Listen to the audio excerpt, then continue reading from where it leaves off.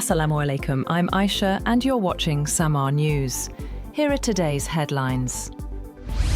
The Ra-ma-zaan moon has been sighted across Pakistan, Bangladesh and India, and the first fast will be observed on Thursday. The Central Ruet-e-Hilal Committee, chaired by Maulana Abdul Khabeer Azad, confirmed the sighting after receiving reports from multiple cities. Authorities, including the Meteorological Department and SU-PAR-CO, assisted in the process. Meanwhile, Muslims in India and Bangladesh will also begin observing Ra-ma-zaan on Thursday, after authorities confirmed the sighting of the crescent moon.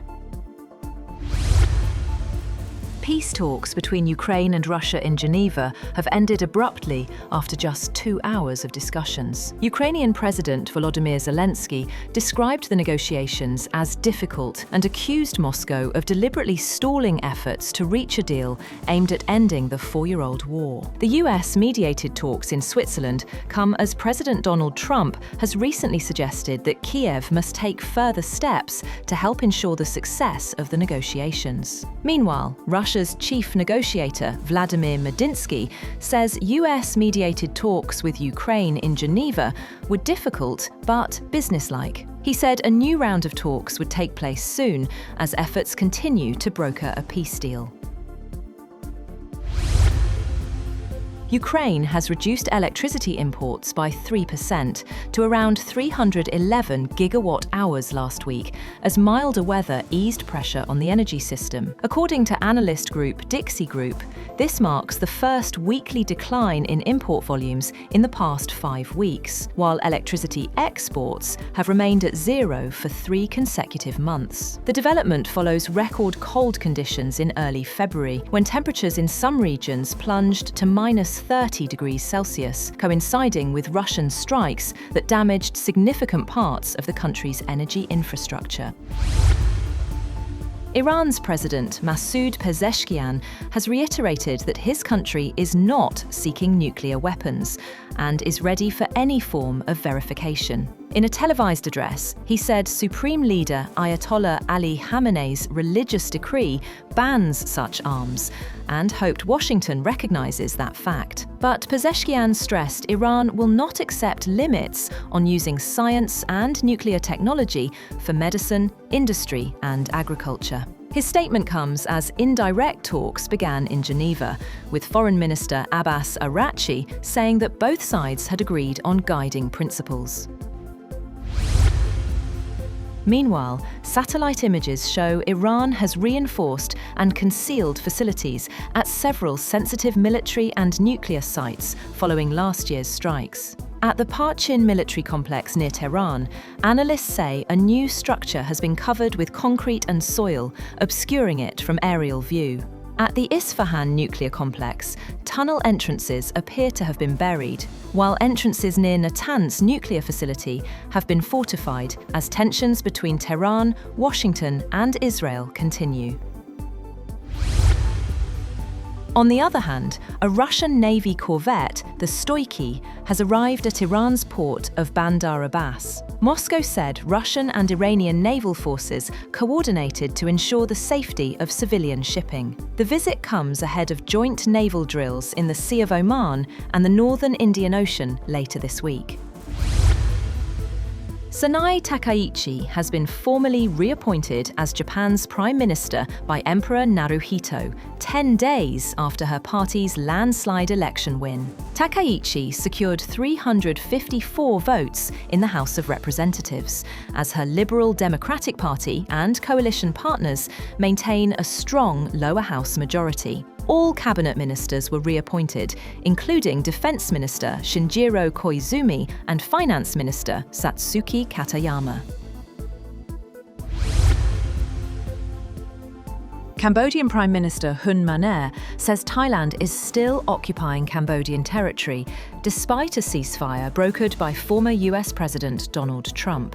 In an interview with Reuters, Manet alleged that Thai forces remain inside disputed areas following last year's fighting, and urged Bangkok to allow a joint boundary commission to begin work along the contested border. The Cambodian premier also highlighted improving ties with Washington and said his government is taking action against cyber scam centres operating inside the country. The Vatican says it will not participate in US President Donald Trump's proposed Board of Peace initiative. Cardinal Pietro Parolin, the Holy See's top diplomat, said international crisis management should be handled through the United Nations rather than new political platforms.